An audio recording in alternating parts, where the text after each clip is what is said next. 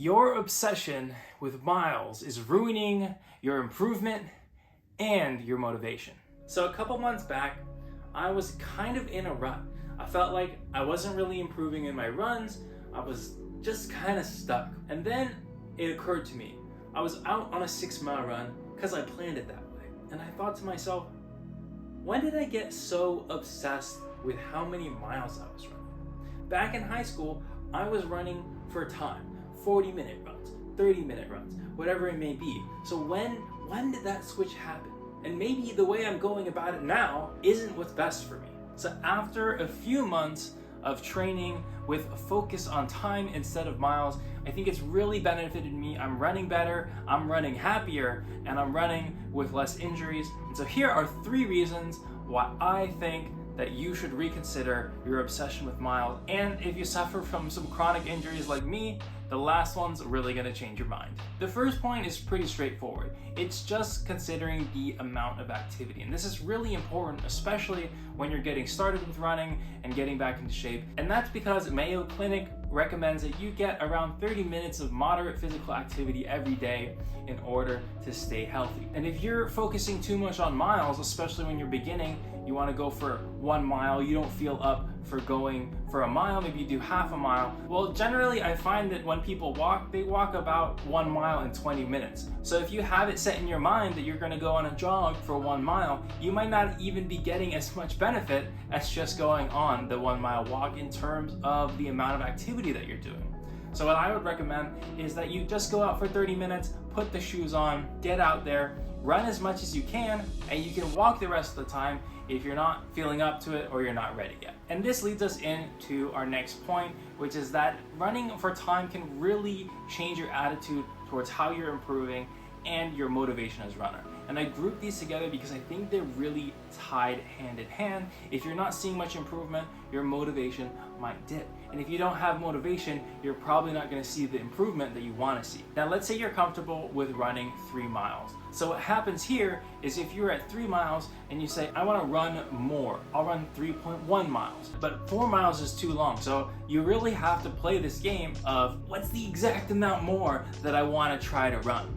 But if you're running for time, you're just gonna make those slow improvements as you go. And if you feel like you're having a good day or you feel like you can run for more time, it's much easier to add that on as opposed to constantly checking your smartwatch or not being sure where exactly to turn around because you don't have the miles planned out exactly. It's just gonna make things a little bit more convenient if you're looking to improve your running by increasing the time or comparing how far you're getting in the same amount of time, which is where it really strikes at motivation. If you're running the same route, probably not every day because of that, it makes me lose my mind if I run the same route every single day. But let's say you run a specific route. Now, if you run that same route for the same amount of time, you're gonna get an idea of where you typically turn around. You're gonna be thinking, oh, there's that tree with the weird branch coming out of it.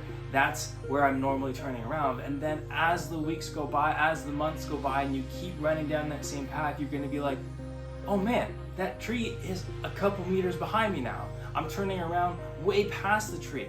And you have that really real and physical connection to how much further you're able to run. And it's not as arbitrary as a random number of miles, and it's not as manufactured as it might be where you say, I can run more now, let me plan that 4-mile run. You get this really natural sense of progression of being able to see that slow improvement as you run the same path for the same amount of time each and every week. And the last thing I wanted to talk about for motivation is that I think it's easier to mentally trick yourself because it is so easy to be like, oh, I gotta run 3 whole miles today. I gotta run 6 whole miles today. I really don't want to do it.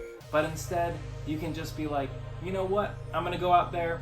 I'm gonna put in my 30 minutes. I'm gonna put in my 50 minutes, whatever it may be, and we'll just see how it goes. And what you can do is you can go out for that 30-minute run and just take it really easy. You don't have to hit your mileage goal for that run. You just have to get out there and put some time in. And if in that process you start to feel better and you start your gears rolling, you get into your rhythm and it goes well, that's great.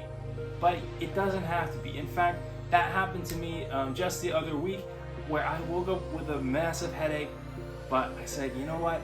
I'm gonna go out there, I'm gonna see how it goes. We'll start off really easy, and then as I got into it, I got my rhythm going, my headache went away, started feeling better, and I ended up getting back on to my usual pace. And that leads us perfectly into the last point, which is injury prevention. The ability to modulate your runs based on how you're feeling. Maybe you are really tired today.